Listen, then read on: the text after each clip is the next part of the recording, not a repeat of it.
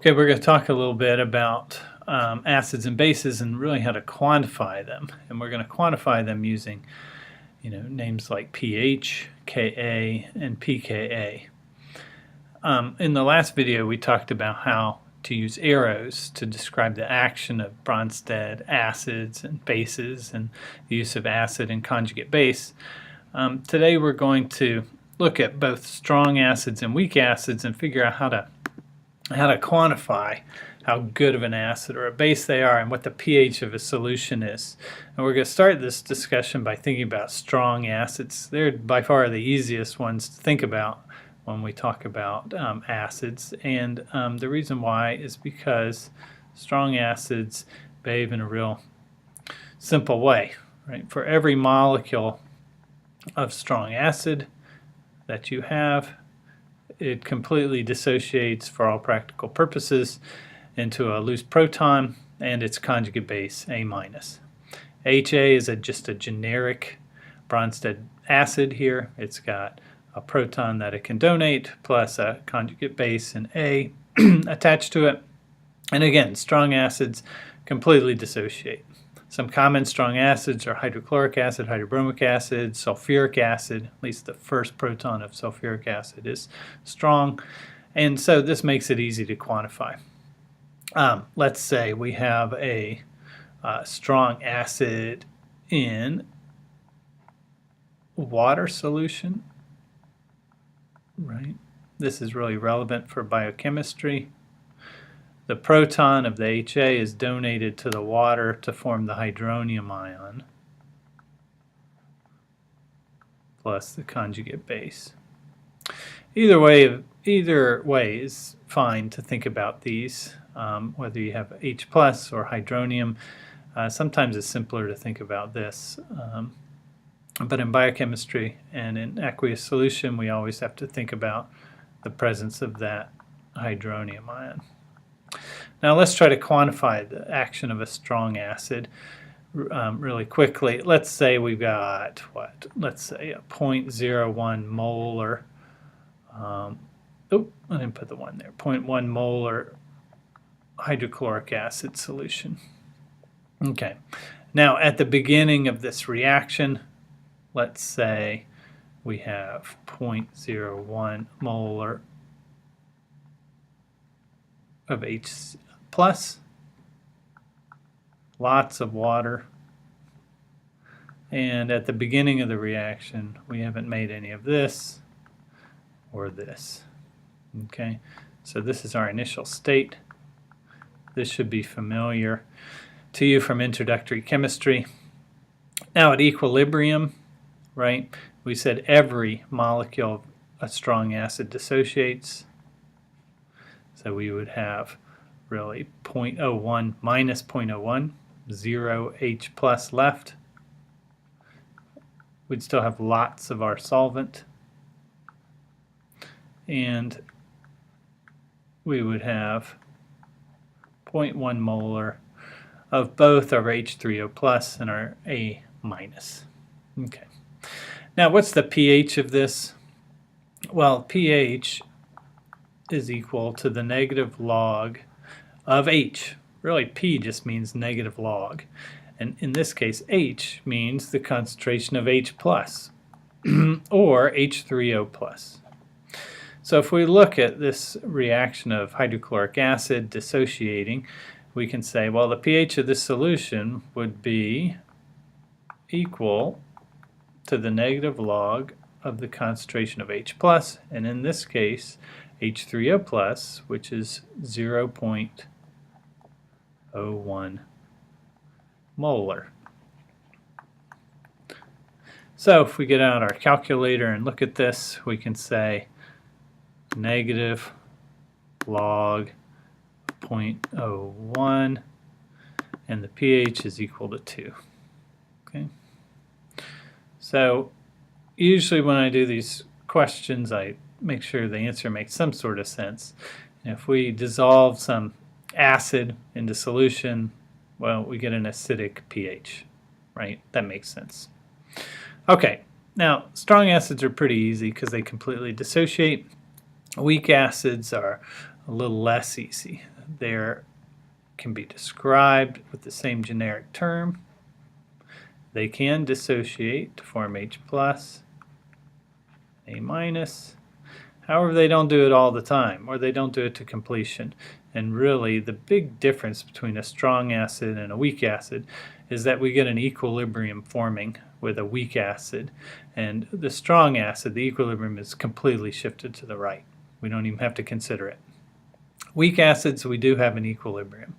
And since we have an equilibrium, we have to think about equilibrium constants. And those are big K values. If you remember from introductory chemistry, a big K value is equal to the concentration of the products over the concentration of reactants. And if we're going to think about this molecule, HA, is acting as an acid, if we think about the forward reaction here, where it's acting as an acid, we can think of that as a Ka value. Equilibrium constant for this molecule acting as an acid. That sort of sets these as the products, and this is the reactants. Okay. Now, before we go into a little bit of the math behind this, trying to figure out the pH of a solution of a weak acid, let's just think about the concepts of strong acids and weak acids a little bit.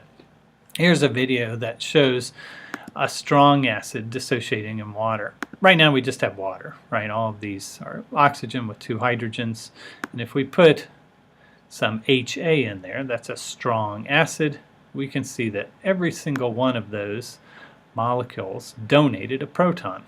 All that's left in this solution is this A-. All the protons were donated to waters to form these H3O+. That's what strong acids do. The reaction is completely shifted to the right. Now, here's a look at the difference with weak acids.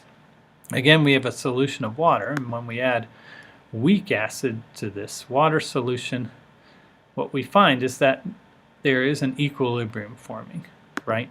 If I stop this really quick, at any moment in time, some of our HA molecules have dissociated to form A-, H3O+. Some have not. They're intact.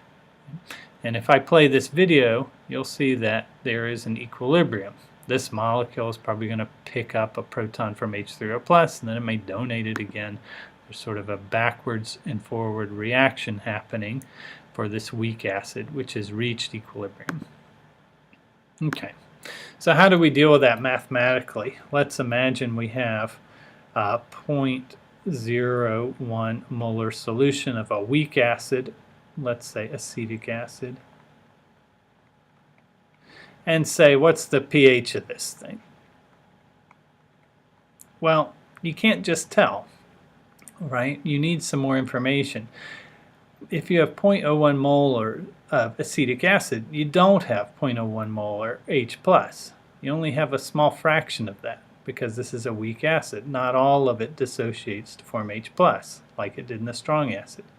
We need to know something about the equilibrium of this particular acid. And so you often have to know the Ka value to figure out the pH. And the Ka value for acetic acid is somewhere around 1 × 10⁻⁵. That tells you something about it as an acid. It's a really kind of weak acid. Only about, well, if we think of the Ka value as products over reactants, there's a whole lot more reactants at equilibrium than there are products. So that means for every batch of H+ that you put in of acetic acid, just very small number of molecules actually dissociate or are dissociated at equilibrium to form H+ and A-, 1 in about 10,000. Okay, but let's do the same math that we did with the strong acid. It's just going to be a little more complicated. So here's our initial state. We have 0.01 molar of this. We have not formed any H+ or A-. At equilibrium, some of our H+ has dissociated. I'll describe that as X, and it has formed some H plus, and some A minus. Now, if we're going to figure out what the pH is, we need to know what X is, because X represents the concentration of H plus. So we got to solve for X, and we have to use our Ka value. So we know that the products X times X squared, over reactants 0.01 minus X is the K value for this. Ka value, since we're talking about acetic acid acting as an acid. And so we can imagine solving for X. Now this is going to be a quadratic equation unless we simplify it. And since the amount of acetic acid that dissociates is really small, especially compared to a 0.01 molar, we can ignore this minus X. You're probably used to doing that in intro chemistry anyway. So we can say X squared is equal to 1 times 10 to the negative 7th, right? I multiplied both sides by 0.01 in order to get rid of it on the right side. And so X equals the square root of that, which I don't know what it is. So let's go back to the calculator and take the square root of 1 times 10 to the negative 7th.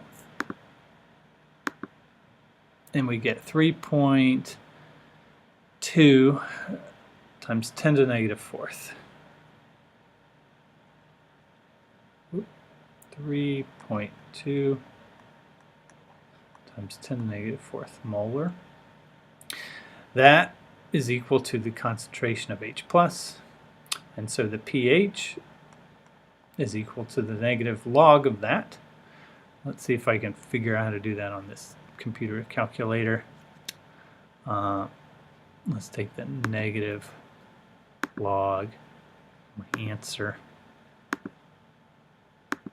point, and I get 3.5.